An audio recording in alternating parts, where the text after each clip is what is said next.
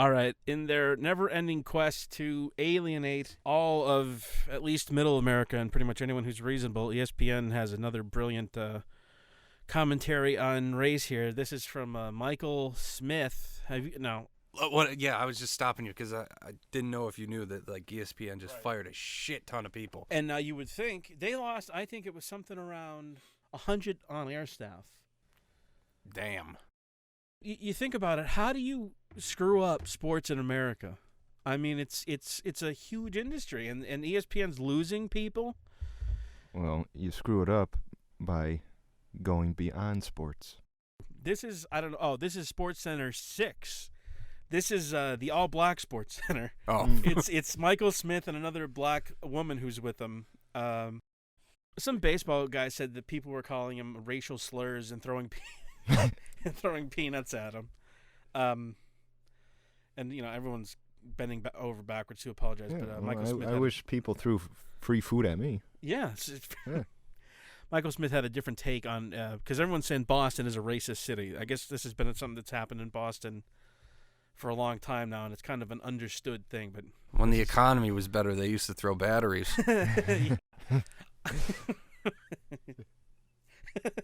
Yes, I remember that. It's just a sign of the times. All right, so here it is. We finally got to it here. For fuck's sakes, this is ESPN's Michael Smith on Sports Center 6, talking about just how racist. Say that 5 times fast. No. Do it. No place for this. Inexcusable. Just words. Charlie Baker, the governor, he tweeted that Fenway fans' behavior at the Red Sox game last night was unacceptable and shameful. It's acceptable. This is not what Massachusetts and Boston are about. Green Frog Stadium. Yes, it is. So all of Boston and Massachusetts are about throwing walnuts at black people, or what was it? What do you get at? What do you get at? Critical Peanuts. questions. Peanuts. The away team was getting the peanuts thrown at them. Yeah, no. This. Oh wait, yeah. Yes. Okay, so that it's totally acceptable. Marty Walsh, the mayor of Boston, said that we're better than this. No, you're not. At least not by much. And here's what I mean by that. This isn't about Boston for me. This isn't about, having lived there for most of my adult life, my wife and her family being from Boston in the Boston area. This isn't about Boston. This isn't about Boston's complicated racial history, both he looks like he's in from the city Southie. streets and at Fenway Park. That's not even what it's about for me. This is about the fact that the N-word and the throwing of peanuts, it's an extreme, and it's a symptom. It is? It's what happens when you do things in front of people. They like throwing things at you. You've elevated yourself above everyone else, and if you do something that pisses them off, they get to throw things at you. The reason that, none of this is surprising, none of this is new. The thing that I can't get past is the fucking tone that he has. Like, some dickhead, he's probably just some fucking sports writer. And he's now, on his pedestal here on Sports Center 6. And the condescension and the fucking, he has this tone of authority that I don't understand where he's coming from. No, this is the theme that's been stuck in my head.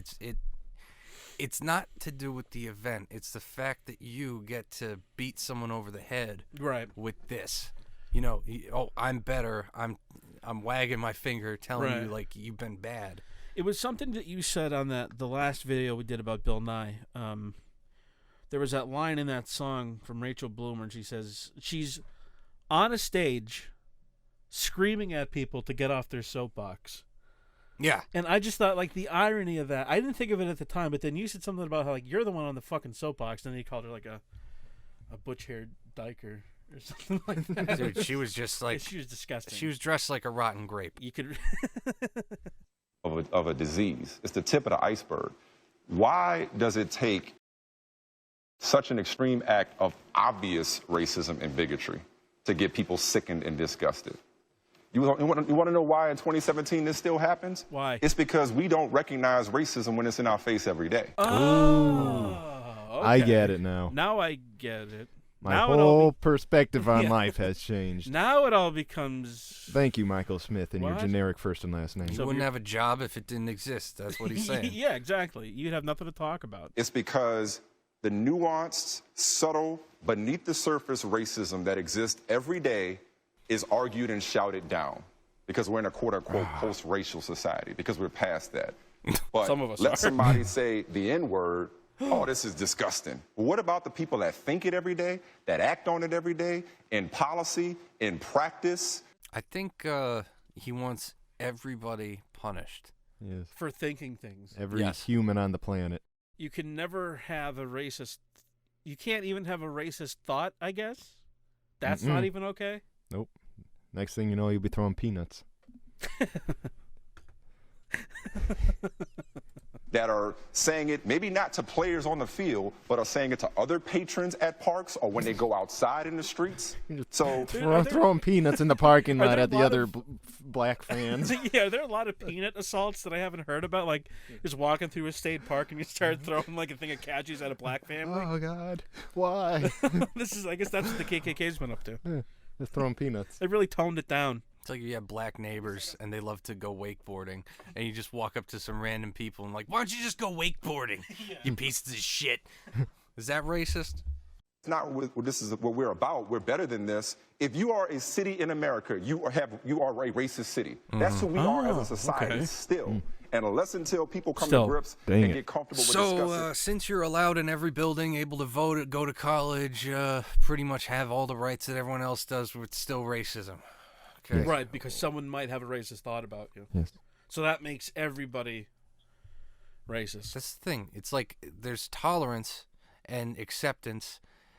It's not mandatory I have to fucking like you. I mean, like, this guy, if he is like this on a day-to-day basis, there's people that probably think he's a total douche. Right. And douche is colorless. I like using colorless insults. Everyday, day-to-day racism and bigotry, not just the N-word or not just throwing a banana on the field or peanuts on the field. We're going to still keep spinning our wheels. Did they really throw a banana at him?